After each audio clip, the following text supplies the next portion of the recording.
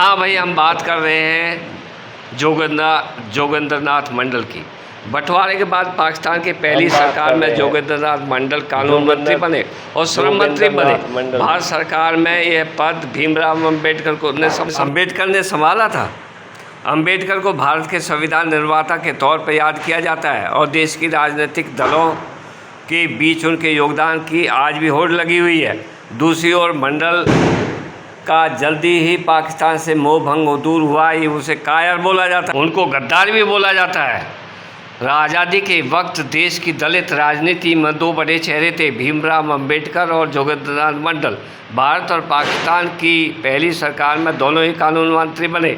अम्बेडकर भारत के नेहरू मंत्रिमंडल में और मंडल पाकिस्तान के लियाकत अली खान की सरकार में शामिल थे, लेकिन दोनों ही आगे के दिन दोनों के लिए एक जैसे नहीं थे। अम्बेडकर भारत के संविधान के निर्माता के तौर पर याद किया जाता है।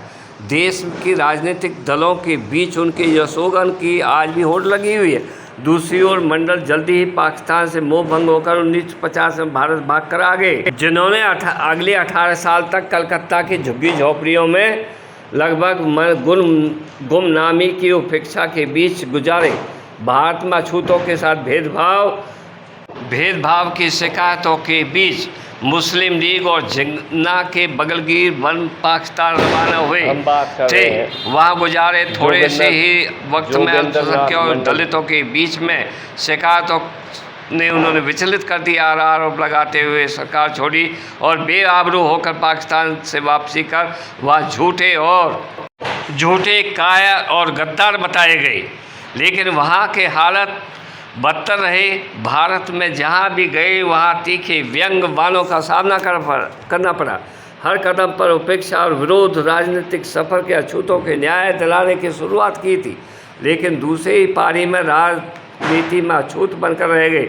भारत में अंतरिम सरकार में लीग कोटे से बने मंत्री अब बांग्लादेश का हिस्सा बरीसल जिले में 5 जनवरी 1904 को नाम शुद्ध समुदाय में जन्मे जोगिंदरनाथ मंडल पढ़ाई के दौरान दलित हितों की बात करने वाले कुछ दिनों के लिए वो कांग्रेस में भी जुड़े थे, लेकिन बाद में मुस्लिम लीग के धड़े में आ गए। उनको लगता था कि मुसलमान और दलित हिंदुओं की एक जैसी कंडीशन है, इसलिए वो साथ में रहकर अच्छा जीवन यापन कर सकेंगे और एक दूसरे का ख्याल रख सकेंगे।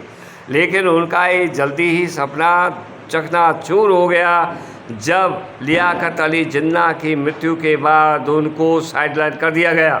ये